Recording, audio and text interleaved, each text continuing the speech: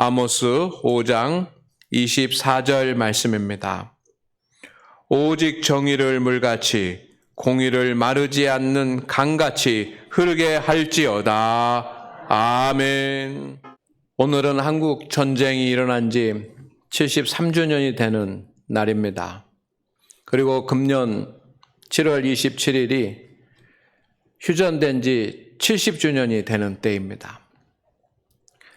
한국 전쟁이 일어나고 우리 한국 군인들은 사망자가 13만 8천 명, 부상자가 45만여 명, 실종자까지 모두 포함하면 60만 9천여 명이 피해를 입었습니다.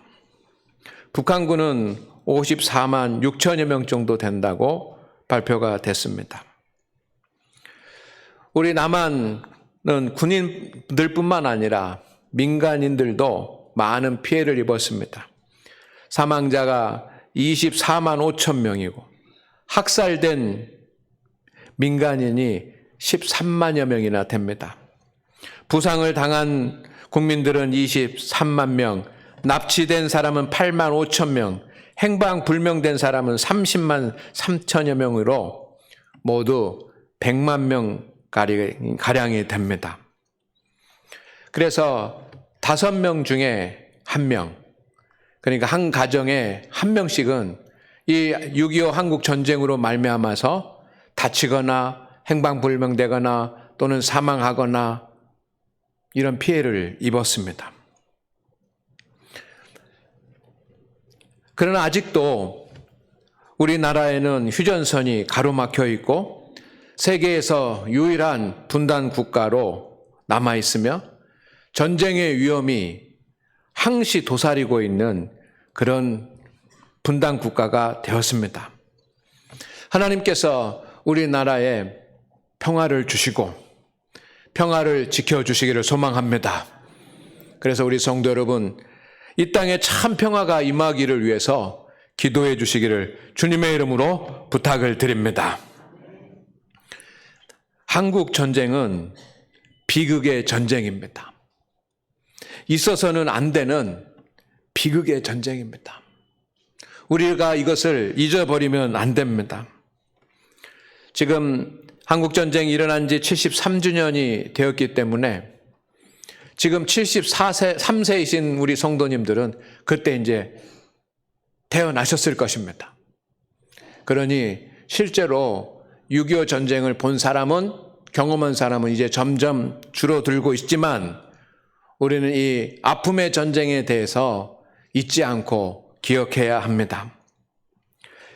6.25 전쟁은 1945년 일본의 패망으로 말미암아서 제2차 세계대전이 끝났는데 2차 세계대전이 끝난 그 여진으로 일어난 전쟁입니다. 2차 대전의 승리로 세계 패권을 차지한 두 나라가 있습니다. 한 나라는 미국이고 한 나라는 늦게 세계대전에 참여했지만 패권을 가진 소련입니다.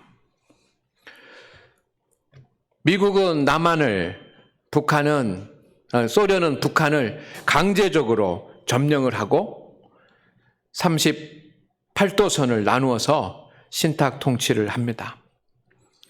이때부터 한국은 미국식 자본주의 경제가 들어오고 북한은 소련식 사회주의 경제체가 본격적으로 도입되었습니다. 그리고 1948년 8월 15일 대한민국은 민주공화국인 대한민국 정부를 수립을 했고 북한은 같은 해 9월 9일 조선민주주의 인민공화국 정부를 출범시켰습니다. 이것도 우리나라 국민들이 순수하게 원해서 된 것이 아니라 각각 미국과 소련의 영향에 따른 것입니다. 이렇게 각각 정부가 들어선 뒤에는 남과 북의 싸움은 치열하게 계속되었습니다. 그래서 1948년 4월에는 제주 4.3 사건이라고 하는 너무 아픈 그런 일이 일어났고 그해 10월에는 여수 순천 사건이 일어납니다. 그리고 이런 징조 후에 1950년 6월에 6.25 전쟁을 북한이 일으켰습니다. 한국 전쟁은 북한이 남한을 침공한 그런 사건이면서 동시에 세계 강대국들 틈 사이에서 일어난 그런 사건이기도 합니다. 그래서 단일 국가가 전쟁을 하는데 세계에서 무기를 지원하든 또 군인을 지원하든 의료를 지원하든 또 아니면 돈을 지원하든지 간에 가장 많은 지원군과 군인이 투자된 그런 전쟁입니다. 그러니까 남한과 북한만 서로 관심 있는 것이 아니라 세계가 주목하는 그런 전쟁이었던 것입니다. 전쟁은 끝났지만 지금도 한반도의 평화는 불안합니다. 언제 북한이 미사일을 쏠지 모르는 그런 위기 상황 가운데 있습니다. 우리 모든 국민들은 평화와 통일을 위해서 힘써야 될 수 있는 모든 일들은 다 힘써야 합니다. 이것이 중요한 우리 민족의 과제들이고 감당해야 될 과제들이 많습니다. 6.25 민족화해주의를 맞이해서 우리가 평화를 위해서 무엇을 해야 될까? 아마 전문가들이 많은 이야기를 할 것입니다. 또 전문가들의 소관이기도 합니다. 그러나 저는 교회의 목사로서 성경 말씀을 읽고 묵상하고 설교하는 목사로서 생각을 해봅니다. 우리가 이 땅의 평화를 지키기 위해서 가장 해야 될 일이 많이 있지만 그 중에 하나가 바로 치유되지 않은 상처를 극복하는 일입니다. 여러 가지 물질적, 정신적인 그런 치유도 있지만, 피해도 있지만 저는 그 중에 하나가 보수와 진보, 좌파와 우파가 서로 대립하는 것입니다. 성도 여러분, 보수와 진보, 좌파와 우파가 대립하는 것은 치유되지 않는 우리 민족의 상처이기도 합니다. 어느 나라 사회든 어느 나라 민족이든 보수와 진보는 있습니다. 그렇지만 우리나라처럼 이렇게 치열하게 싸우는 그런 나라는 없습니다. 일반적으로 보수를 우파, 진보를 좌파라고 부릅니다. 근데 주보에 설교 요약을 해놨는데 여기 반대로 적어놨더라고요. 여러분 여기 왜 그러신가 그러지 말고 여러분이 고쳐 쓰시기를 바랍니다. 일반적으로 보수를 우파, 진보를 좌파라고 부릅니다. 좌파, 우파라고 하는 말이 처음 생겨난 것은 1700년대 말입니다. 프랑스가 왕정국가에서 민주공화국으로 혁명을 일으킨 뒤에 의회를 소집을 하고 첫 회의를 하게 됩니다.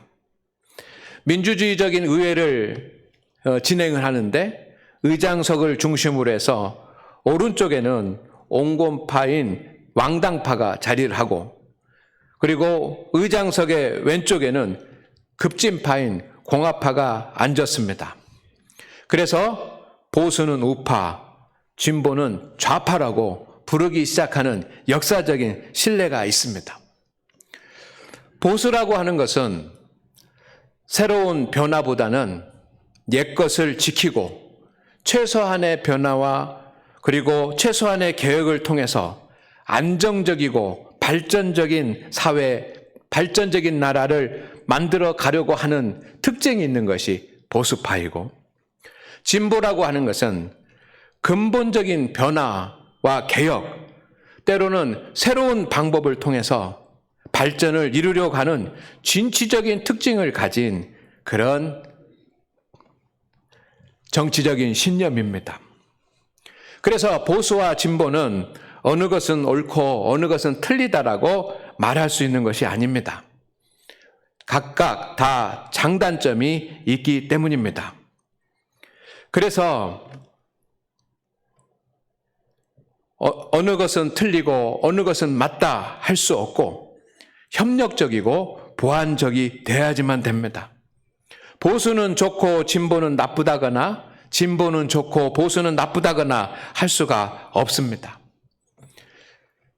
진정한 나라, 평화가 이루어진 그런 나라는 진보와 보수가 서로 협치를 할 수 있는 그런 나라가 정말 좋은 나라입니다. 성도 여러분, 진정한 보수와 참된 진보가 있을 때 나라는 발전하는 줄로 믿습니다. 그렇지만 우리나라는 보수와 진보가 뼈아픈 상처를 가지고 있습니다. 해방 이후에 우리나라의 보수는 친일파와 관련이 많고 우리나라의 진보는 공산주의와 관계가 많았습니다. 모두가 그런 것은 아니지만 사회를 주도적으로 움직여가는 그런 세력들 가운데 보수는 친일파가 많고 진보는 공산주의가 많은 것이 사실입니다. 그렇지만 중요한 것은 모두가 다 그런 것은 아닙니다. 진보는 공산주의요, 그리고 보수는 친일파라고 하는 것은 특수성을 일반화하는 그런 오류를 가지고 있는 것입니다. 어쨌든 해방 이후에 우리나라는 너무도 뼈아픈 그런 상처를 가지고 있습니다. 좌파냐 우파냐라고 하는 것 때문에 형제간에도 죽이고 하는 그런 아픔을 세계사에서 유례를 찾아볼 수 없는 그런 힘든 과거를 우리가 지내왔습니다. 그래서 70년이 지난 지금도 사람들은 진보는 보수를 친일파라고 하고 보수는 진보를 공산주의라고 하는 그런 프레임에 집어넣고 있습니다. 이것은 어쩌면 정권 유지를 위해서 그렇게 씌우고 있는 것입니다. 그리고 국민들은 이 정치 노름의 노예가 되어 있습니다. 정치인들은 국가의 중요한 문제들을 진정으로 다루지 않고 있습니다. 특별히 요즘 그렇습니다.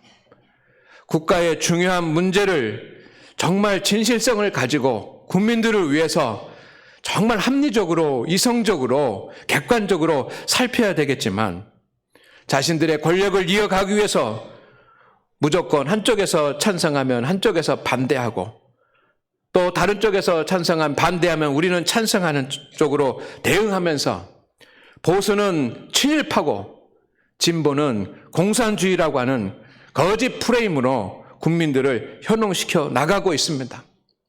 이것이 우리나라의 가장 슬픈 모습이고 우리나라의 발목을 잡고 있는 구태입니다. 6.25 전쟁이 끝나고 70년이 지났습니다. 우리나라 안에도 북한은 사회주의 정권이고 독재 국가니까 말할 필요가 없겠지만 70년이 지난 우리나라 안에도 사회주의자가 있을 수 있고 또 친일파가 있을 수도 있습니다. 그러나 없다고 전혀 할 수가 없습니다. 그러나 이것이 70년 이전의 상황과는 전혀 다릅니다. 지금 북한의 경제는 국민 GNP가 $1,000 수준입니다. 이것은 아시아 58개국 중에 가장 저조한 최저의 수치입니다. 그러니까 너무 가난한 것입니다.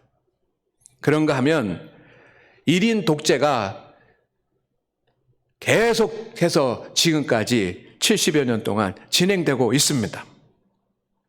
우리나라는 이미 국민소득 2만 불을 넘어섰고 3만 달러에 가까워지고 있습니다. 그리고 우리나라는 이미 독재사회는 물러가고 민주사회, 더 이상 돌이키거나 무너뜨릴 수 없는 그런 민주사회가 되었습니다. 북한과 우리는 비교할 수 없는 그런 상황 가운데 있습니다. 그런 지금에 우파는 다 친일파이고 좌파는 다 공산주의고 진보는 다 공산주의고 보수는 다 친일파이겠습니까? 이것을 가지고 논하는 것은 어리석은 일 아니겠습니까? 정말로 우리나라가 발전하고 부흥하고 강건하게 되고 이 땅의 평화가 오려고 한다면 우리는 이 프레임에서 벗어나야지만 됩니다.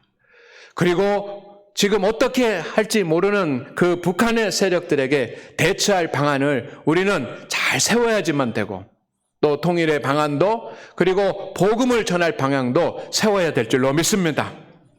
우리의 주변 강대국들은 영원한 우리의 친구가 있을 수 없습니다. 그렇기 때문에 우리 주변의 강대국들을 대비하는 그런 일에 우리 모든 국민이 여야가 보수와 진보가 힘써야 되지 않겠습니까? 그래야 평화가 오는 줄로 믿습니다.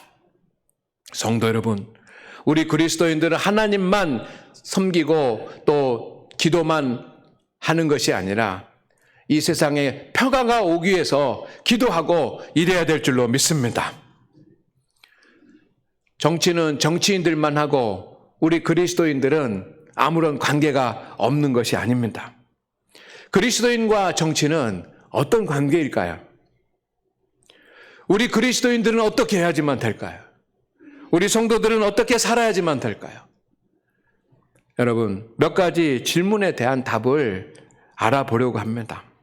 첫째는 성도가 진보와 보수의 정치적 신념을 갖는 것은 합당하지 않는 건가요? 하나님만 바라보고 믿음대로 살아야지만 되는데 성도가 나는 보수가 되고 나는 진보가 돼서 진보적인 정치 신념이나 보수적인 정치 신념을 갖는 것은 합당하지 않은가요? 아닙니다. 우리가 세상을 살아가기 때문에 누구든지 자신의 신념에 따라서 보수나 진보 측에 설 수 있습니다.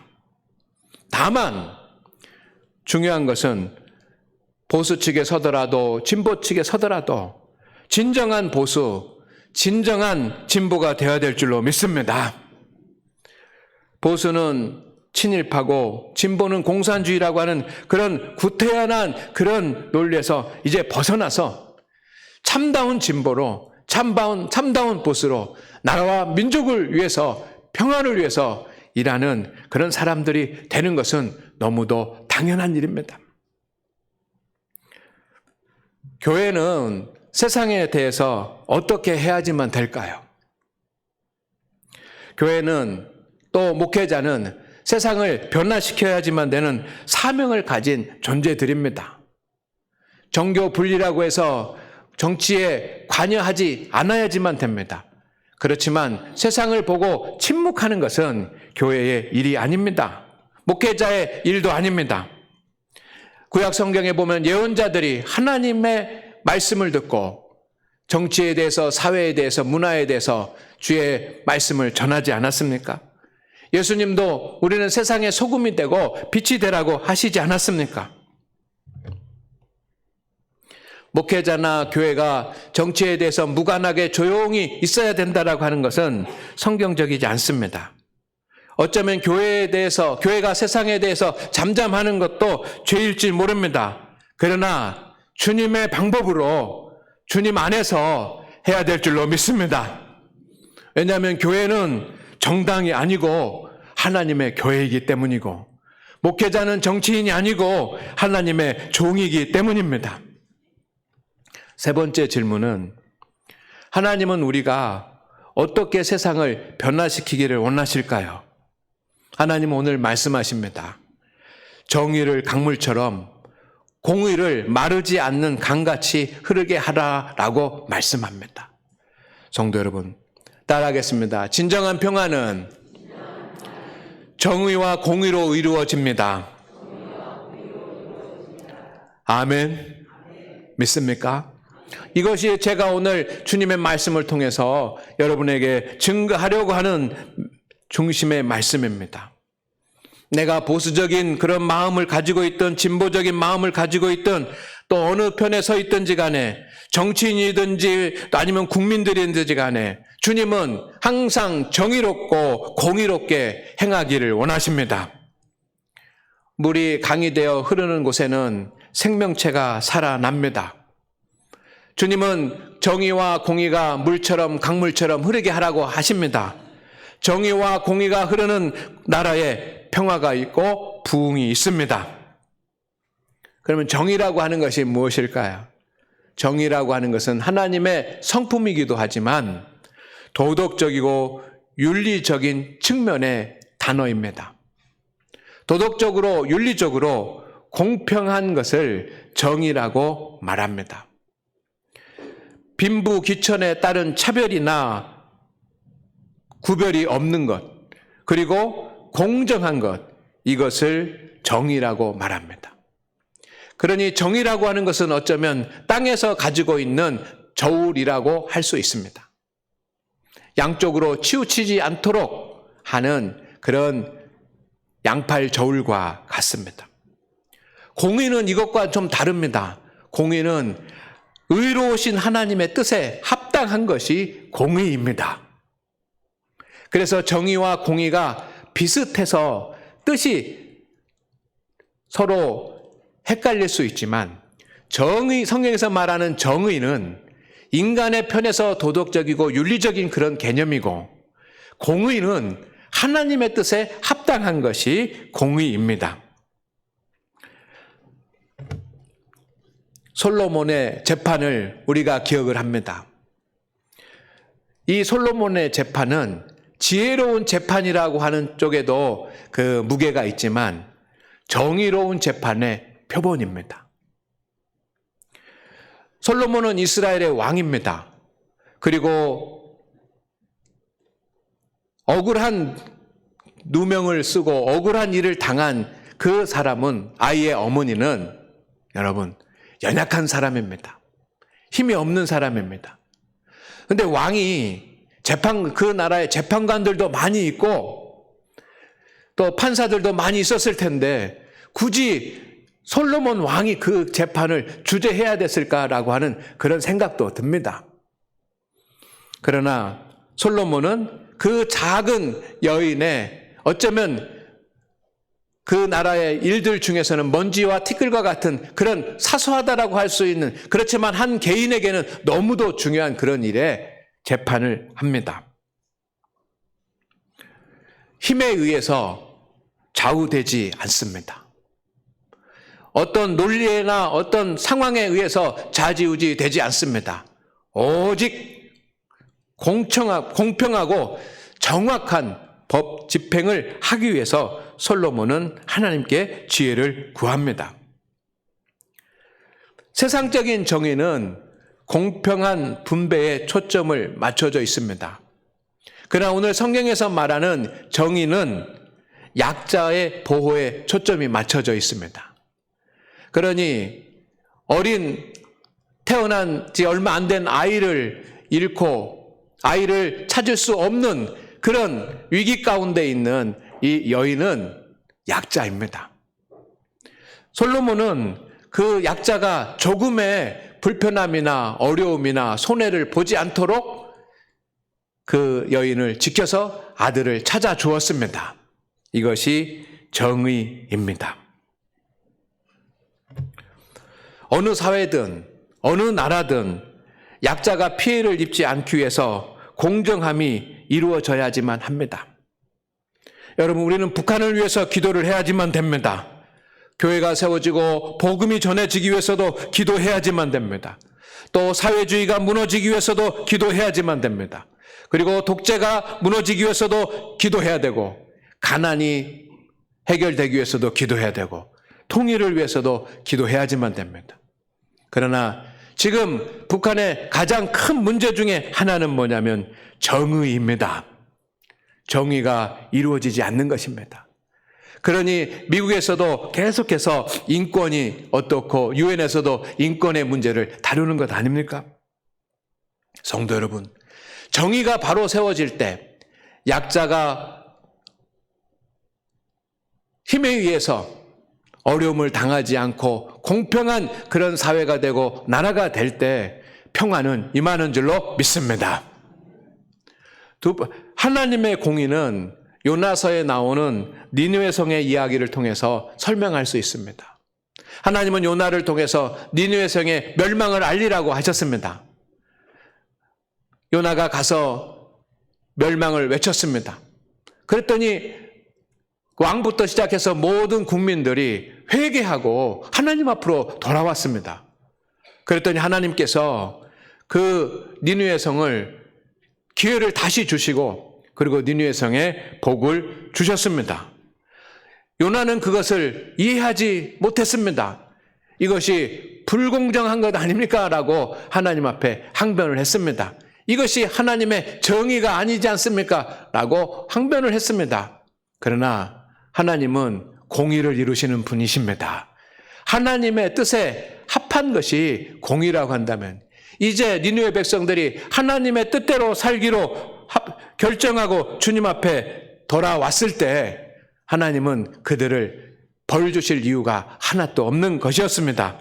하나님께서 원하시는 것은 세상이 하나님의 뜻대로 다스려지는 것입니다. 사랑하는 우리 장안교회 성도 여러분, 하나님은 정의와 공의를 통해서 세상을 다스리십니다. 정의와 공의는 함께 있습니다. 정의만 있어서도 안 되고 공의만 있어서도 안 됩니다. 정의는 있는데 공의가 없다거나 공의를 주장하면서 정의가 무너지면 안 됩니다. 오늘 정의와 공의가 한 쌍으로 성경에 기록되어 있고 그것이 이루어지는 것이 물과 같이 되고 강물과 같이 흐르게 하라는 것이 한 쌍으로 되어 있습니다. 성도 여러분, 우리나라는 공정하고 공평한 정의로운 나라가 되어야 합니다. 그리고 하나님의 공의가 이루어지는 나라가 되어야지만 됩니다. 정의가 이루어졌다고 할지라도 하나님의 공의가 이루어지지 않으면 그것은 하나님께서 원하는 것이 아닙니다. 그러니 이제 그 하나님의 정의와 공의를 이루는 평화를 위해서 우리 성도들이, 우리 그리스도인들이 세상을 보는 안목도 세상을 변화시키려고 하는 방법도 달라져야 될 줄로 믿습니다. 세상의 사람들과는 차이가 있어야 될 줄로 믿습니다. 공의와 정의를 이루는 우리 성도들이 되십시다. 세상의 평화는 어떤 평화이든지 공의와 정의가 이루어지는 크기만큼 이루어지는 것입니다. 평화는 세 가지 측면에서 이루어져야지만 합니다. 첫째는 나라와 나라 사이에 평화가 이루어져야지만 합니다. 전쟁이 없는 것도 평화이지만 여러분, 정치적으로도 평화를 유지해야 되고 경제적인 평화도 이루어져야지만 합니다. 그렇게 될 수 있는 것은 오직 정의와 공의의 행함뿐입니다. 나라만 평화한 것이 아니라 국민과 국민도 평화해야지만 됩니다. 서로 국민 간의 감정이 평화로워야지만 됩니다. 이것도 공의와 정의가 이루어질 때 우리 국민들 사이에 정서적인 평화도 임할 줄로 믿습니다. 사람들과 나라들만의 평화가 아니라 자연과의 평화도 있습니다. 생태계의 변화가 이루어지고 기후의 위기가 오지 않았습니까? 히말라야 산맥에 있는 빙하가 이제 2100년이 되면 80%가 녹는다 그럽니다. 그러면 어떤 일이 이 땅에 벌어지겠습니까? 이 모든 것이 정의와 공의가 이루어지지 않는 그런 결과입니다. 우리 그리스도인들은 자신이 어떤 신념을 가지고 있든 어떤 가치관을 가지고 있든지 간에 우리가 그리스도인이기 때문에 하나님의 정의와 공의의 가치를 추구하기를 원합니다. 우리가 있는 자리에서 정의롭게 그리고 공의롭게 행동할 때 이 땅에 평화가 임할 것입니다. 우리 그리스도인들이 작은 일 하나라도 약자가 불이익을 당하지 않도록 하는 그런 정의를, 사소한 일 하나라도 하나님의 뜻에서 벗어나지 않는 그런 공의를 행할 때 이 땅은 변화되고 반드시 평화가 임할 것입니다. 우리 장로님이 기도하면서도 말씀하셨지만 우리는 1950년 스라린 전쟁을 체험하고 우리는 경제적인 대국이 되고 또 정치적으로도 온전한 그런 나라로 나가고 있습니다. 이 모든 것이 하나님의 뜻인 줄로 믿습니다. 그러나 한 나라는 너무도 비참한 가운데 있습니다. 우리가 지정학적으로 어려운 자리에 있는 것도 사실입니다. 그러나 성도 여러분, 왜 하나님께서 이 불모지에서 불탄 전쟁의 흔적, 그 자리에서 이 민족을 그렇게 세우셨을까요? 이 땅에 하나님의 정의와 공의를 이루기 위해서 아니겠습니까? 우리 모든 성도들이 이 6.25 전쟁을 기념하는 날을 맞이해서 이 땅의 평화를 위해서 하나님이 원하시는 정의와 공의를 이루어가는 하나님의 백성으로 살아가기를 우리 함께 결단합시다. 그런 은혜가 있기를 주의 이름으로 축원을 드립니다.